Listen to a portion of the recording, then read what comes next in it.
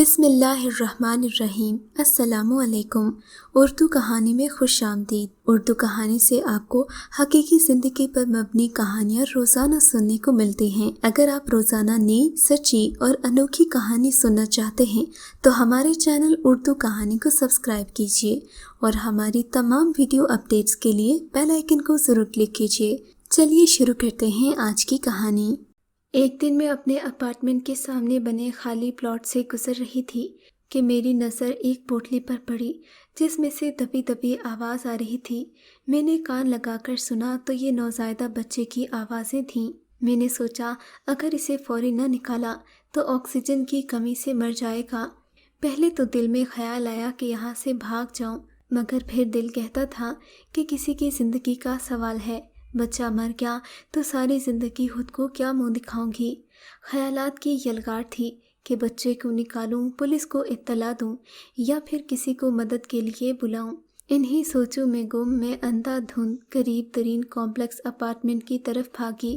اندر داخل ہوئی تو کمپلیکس کا اندر جانے والا دروازہ مقفل تھا۔ ڈاک کے ڈبوں پر رہنے والوں کے نام لکھے تھے۔ ہر اپارٹمنٹ کا دروازہ کھولنے کے لیے الگ گھنٹی کا بٹن تھا۔ میں ان اپارٹمنٹس میں سے کسی کو نہیں جانتی تھی۔ میں نے یوں ہی بٹن دبا دیا، حالانکہ مجھے دروازہ کھلنے کی امید نہیں تھی۔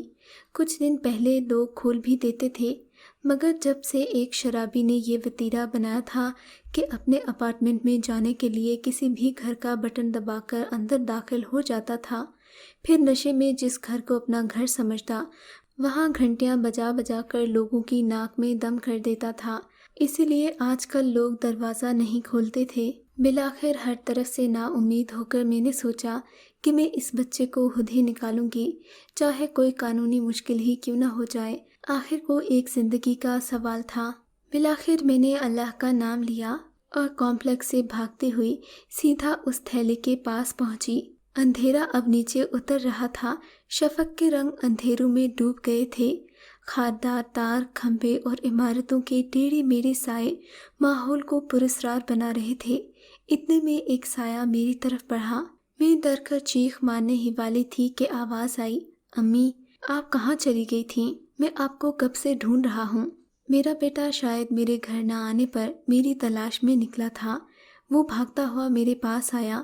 یہاں کیا کر رہی ہیں آپ؟ اس کے لہجے میں فکر مندی تھی۔ میں نے اس کو اشارہ کر کے وہ تھیلا دکھایا اور کہا، بیٹا یہ دیکھو، اس تھیلے میں کوئی بچہ ہے۔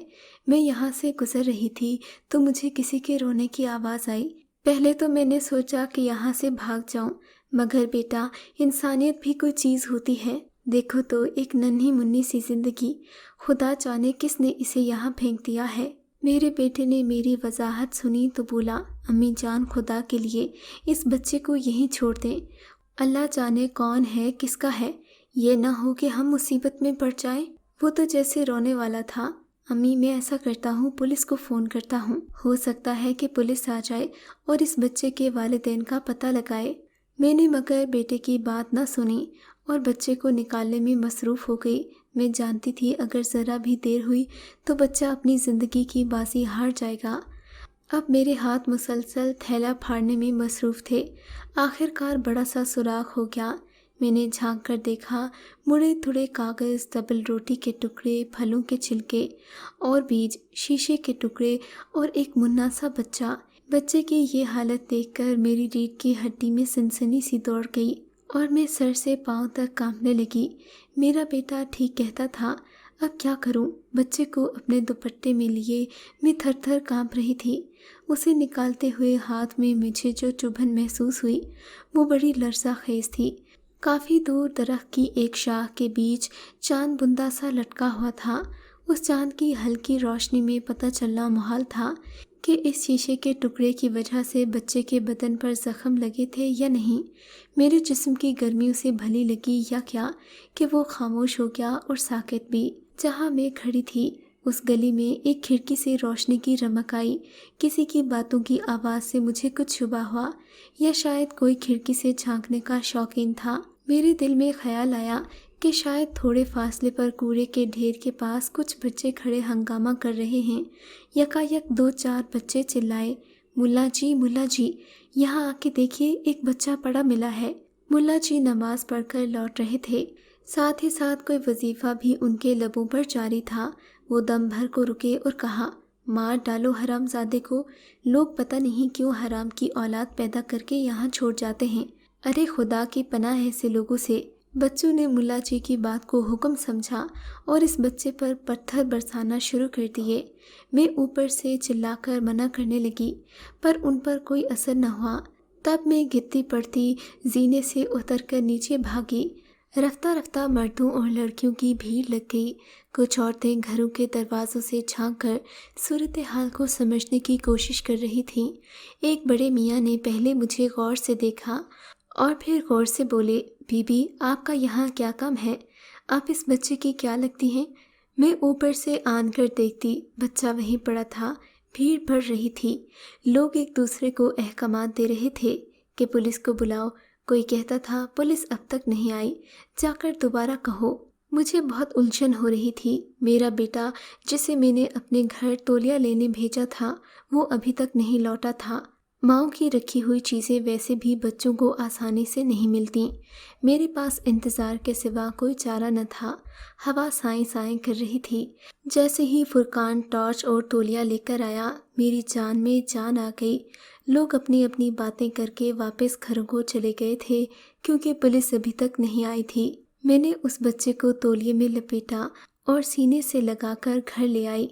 घर की 3 सीढ़ियां चढ़कर सुर्ख पत्थर पर फुरकान दोनों हाथों से मुंह छुपाकर बैठ गया। मैंने उसके चेहरे से एक हाथ उठाकर अपने हाथ में लिया। यूं लगा जैसे पिघलता बर्फ का टुकड़ा हाथ में ले लिया हो। उसके चेहरे की पीलाहट पूरे चांद नमा हंडी की रोशनी में और भी नुमायां हो गई थी। मुझे उसकी इस हालत पर तशवीश हुई। मेरे बहुत कहने पर भी वो नहीं उठा, बल्कि उसने ऐसी रुखाई से, जिससे वो आज तक मुझसे नहीं बोला था, कहा, खुदा के लिए अम्मी आप अंदर जाइए, मुझे अकेला छोड़ दीजिए।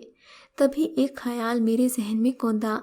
उस पड़ोसन ने, जो मेरे साथ टहलने गई थी, मुझे बताया कि जब तुम्हारा बेटा यहाँ अकेला रहता था तो एक मोहल्ले की लड़की अक्सर इसके साथ नजर आती थी।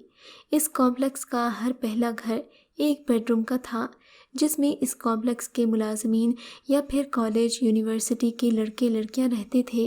वो भी ऐसे ही किसी अपार्टमेंट में थी, मगर अब दिनों से नज़र नहीं आई थी। एक मर्तबा किसी स्टोर में मिली तो वो माँ बनने वाली थी। मैंने इस बात को कोई अहमियत नहीं दी कि मुमकिन है वो फुरकान की कोई क्लास फेलो हो। माँ बनना यहाँ कोई अजूबा तो नहीं है। मैंने जब इस घर में आई थी तो उस लड़की को फुरकान के साथ नहीं देखा था। मेरा तो ख्याल था वो मुझसे कुछ नहीं छुपाता। उसने खुद मुझे इस घर में बुलाया था कि वो हॉस्टल में रहना चाहता था। इतनी दूर से आने जाने में उसका वक्त ख़राब होता था। हर हफ्ते वो मुझसे मिलने आता था। मैं हफ्ते भर का खाना पकाकर साथ कर देती थी। वो भी खुश और मैं भी खुश। अपने घर में जाने से पहले मैंने पड़ोसन की घंटी बजाई। पड़ोसन ने दरवाज़ा खोला। एक गंजा मोटा सा मर्द सामने नज़र आ रहा था। पड़ोसन भी सजी सजाई थी। उसके बाल, जो आम हालात में खासे परागंदा थे, संवरे हुए थे। शायद वो बाहर घूमने फिरने का प्रोग्राम बना रहे थे। मैंने बेवक्त आमद के लिए माफ़ी मांगी और पूछा, उस लड़की का नाम क्या था जो मेरे बेटे के साथ नजर आती थी? पड़ोसन ने मुझे देखा और धीरे से बोली, मुझे ये तो नहीं मालूम कि उसका नाम क्या था, मगर बस ये है कि वो उसके साथ आती जाती थी। अक्सर दोनों ही दरवाजे से इकट्ठे बाहर निकलते थे। उसकी बात सुनकर तो मेरे जहन में वसवसे पड़ने लगे। खैर, मुझे बच्चे की भी फिक्र थी, जिसे मैं अपने घर में रख कर आई थी। मैं जल्दी से स्टोर पर गई, कुछ खाने पीने की चीज़ें लीं, बच्चे का फार्मूला दूध लिया और फिर घर वापस आ गई। वो रात भी अजीब कयामत की रात थी। किसी तरह मुझे नींद न आ रही थी। रह रह कर ख्याल आता, जाऊं बेटे से कुछ पूछूं, मगर क्या पूछूं? अब तो दिल भी दम साधे पड़ा था, कुछ न बोलता था। रात भर मैं सोती जागती रही, तरह तरह के बुरे ख्वाब देखती रही। रात भर मेरी आंख थोड़े थोड़े वक्फे से खुलती रही। फिर मुझे प्यास लगी। मैं पानी पीने के लिए उठी तो मुझे बेटे की सिसकियों की आवाज़ आई। मैं दरवाजे के करीब गई। मुझे लगा वो वाकई रो रहा है। फिर सोचा कहीं पंखा न चल रहा हो। मैंने कुछ न सोचा, न दिल को बोलने की मोहलत दी। बराए नाम दरवाज़ा खटखटाया और झट से अंदर दाखिल हो गई। बिजली का बटन दबाया था कि मैं उसे और वो मुझे देख ले। मेरा ख्याल था कि वो जाग रहा है, मगर वो हड़बड़ा कर उठा। उसने आंखें मलीं। मुझे यकीन हो गया वो सो नहीं रहा था, मगर सोने की अदाकारी कर रहा था। मुझे देखकर वो अपने आंसू पीते हुए बोला, क्या बात है अम्मी, आप कुछ पूछना चाह रही हैं? शायद मेरी आंखों में मौजूद सवाल उसने पढ़ लिए थे। बेटा, एक बात मेरे जहन पर सवार है, तुमसे पूछना चाह रही थी। रात के 2 बजे? उसने घड़ी की तरफ देखा। बेटा, मुझे नींद नहीं आ रही थी। जब तक ये बात साफ नहीं होगी मुझे नींद नहीं आएगी। तुम मेरी आदत तो जानते हो, इसलिए ये बात अभी पूछना चाहती हूँ। मगर वो चुप रहा। मैं इंतज़ार करती रही कि कुछ कहे, कुछ पूछे, मगर वो कुछ भी न बोला। बगैर किसी तैयारी के मेरे मुंह से निकला, बेटा, क्या वो बच्चा तुम्हारा था? फुरकान का मुंह खुले का खुला रह गया। उसका चेहरा सुर्ख होना शुरू हो गया। देखते ही देखते वो गुलनार हो गया, कान जैसे जलते अंगारे हों। मैंने उसकी आंखों में झांकते हुए देखा। मुझे डर लग रहा था सच सुनने से। मैंने उसकी आंखों में क्या देखा था? भयक वक्त पछतावा, गुस्सा, बेएतबारी और दुख, रंज की वो परछाइयाँ जिन्हें मैं बयान नहीं कर सकती। फिर वो रोने लगा और बोला, अम्मी, मैं बहुत बुरा हूँ। मैं कभी सोच भी नहीं सकता था कि मैं ऐसा भी हो जाऊँगा। क्यों बेटा, ऐसा क्या हो गया है? तुम मुझे खुलकर बताओ। मैं तुम्हारी माँ हूँ, कोई गैर तो नहीं हूँ। अम्मी, दरअसल बात यह है कि आपके आने से पहले ही मैंने यहीं एक लड़की से दोस्ती कर ली थी। मैं उसे बता रहा था कि अब्बा के इंतकाल के बाद आपने कितनी मुश्किलों से मेरी परवरिश की, मेरी ख्वाहिशात पर मुझे पढ़ने के लिए भेजा। मैं किसी तरह आपको नाखुश नहीं कर सकता था। मैंने उसे ये भी बताया कि आप ईमान की हद तक यकीन रखती हैं कि अगर मैंने माँ बाप की मर्ज़ी के बगैर शादी की तो वो शादी कभी कामयाब नहीं होगी। मैं आपके फरमान पर कारबंद था, मगर माँ, दिल तो दिल होता है। मैंने लाख अपने दिल को समझाया, मगर खुद को नादिया के करीब जाने से न रोक पाया। हमारी मुलाकात एक के बाद एक बढ़ने लगी। गुनाह इंसान एक बार कर ले तो फिर अगली बार आसान हो जाता है। माँ, मैं उसे मोहब्बत भी नहीं करना चाहता था, ना ही शादी करना चाहता था। मैं इस जज्बे को क्या नाम दूँ जो मैं उसके लिए दिल में रखता था? मैं उसे शादी के झूठे वादे भी न दिलाता था, मगर शायद मेरी बातों से उसे ऐसा ही लगता होगा कि मैं उससे शादी करूँगा। एक दिन उसने मुझे बताया कि मेरे गुनाह की निशानी उसकी कोख में पल रही है। वो माँ बनने वाली है, जबकि मैं बिना शादी के ही उसके बच्चे का बाप होने वाला था। ये सुनकर मेरे पांव तले से ज़मीन निकल गई। मैंने उससे कहा कि तुम अबॉर्शन करवा लो। मैं अभी अपनी माँ को नहीं बता सकता, क्योंकि मेरी अम्मी थोड़ी सख्तगीर हैं। उन्होंने मुझे मेहनत से पाला है, सो वो मेरी शादी भी अपनी मर्ज़ी से करेंगी। मगर उसने मेरी बात न सुनी और मुझ पर वाज़िया कर दिया कि कुछ भी हो जाए, मैं इस बच्चे को खुद से जुदा नहीं करूँगी, बल्कि उसे जन्म देकर रहूँगी, क्योंकि ये मेरा खून है और मैं अपने गुनाह की सज़ा हरगिज़ इसे नहीं दूँगी। जब मैंने उससे अबॉर्शन करवाने की ज़िद की तो वो मुझसे खफा हो गई। वो अब भी हॉस्टल में रहती है। उसने मुझसे कहा था कि वो बच्चे को किसी न किसी तरह मेरे हवाले कर देगी, और वही हुआ माँ। उसने बच्चा मेरी गोद में डाल दिया, मगर खुद चली गई न जाने कहाँ। फुरकान की बात सुनकर मेरे दिमाग में धमाके होने लगे। न जाने कैसी औरत थी जो अपने बच्चे को पैदा करके सड़क पर छोड़ गई थी। शायद उसे मालूम था कि मैं और मेरा बेटा यहाँ से गुजरेंगे। मुझे तो इस बात पर भी हैरत थी कि इतने मुश्किल हालात में उसने बेटे को जन्म कैसे दिया। खैर, अब क्या हो सकता था। मैं एक माँ थी और फिर एक औरत थी। एक औरत का दर्द मैं अच्छी तरह समझ सकती थी, और फिर बेटे ने तो मुझे एकतरफा कहानी सुनाई थी।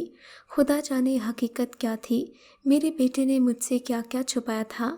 यकीनन इसी ने उस लड़की से दोस्ती करने में पहल की होगी, वरना कोई लड़की इतनी बेगैरत और बेहया तो नहीं हो सकती कि अपना आप खुद ही एक लड़के पर लुटा दे। मैंने अपने बेटे से कुछ न कहा, क्योंकि अब जो हो चुका था सो हो चुका था। सादगी से मैंने उस लड़की के माँ बाप के घर जाने का फैसला किया, और अगले दिन मेरा बेटा उसे हॉस्टल से लेकर आ गया। शाजिया मेरे गले लगकर खूब रोई थी। उसे बिल्कुल भी उम्मीद नहीं थी कि मैं फुरकान और उसके रिश्ते को कबूल कर लूँगी। 1 مہینے کے بعد جب اس کی طبیعت سنبھلی تو میں نے اسے کہا اب تم ہاسٹل سے گھر جاؤ، پھر ہم ماں بیٹا تمہارا رشتہ مانگنے آئیں گے۔ یوں میں اور فرقان 1 مہینے کے بعد اتوار والے دن اس لڑکی کے گھر گئے، اس کے ماں باپ سے رشتے کی بات کی۔ پہلے تو انہوں نے ناگواری کا اظہار کیا جیسے ہمیں جانتے ہی نہ ہوں، مگر پھر میں نے لڑکی کی ماں کو سمجھایا تو وہ مان گئی۔ یوں میں نے اپنا پوتا بھی پالا، اپنی بہو کو بھی بیاہ کر گھر لے آئی اور اپنے بیٹے کا دل بھی نہ توڑا۔ اللہ سے دعا کرتی ہوں کہ میرا پوتا یوں ہی سلامت رہے کہ اس کے گھر میں آنے سے رونق سی ہو گئی ہے۔ اگر آپ کو یہ کہانی اچھی لگی ہے تو اس ویڈیو کو لائک کیجیے اور اس طرح کی مزید ویڈیوز دیکھنے کے لیے ہمارے چینل کو سبسکرائب کیجیے۔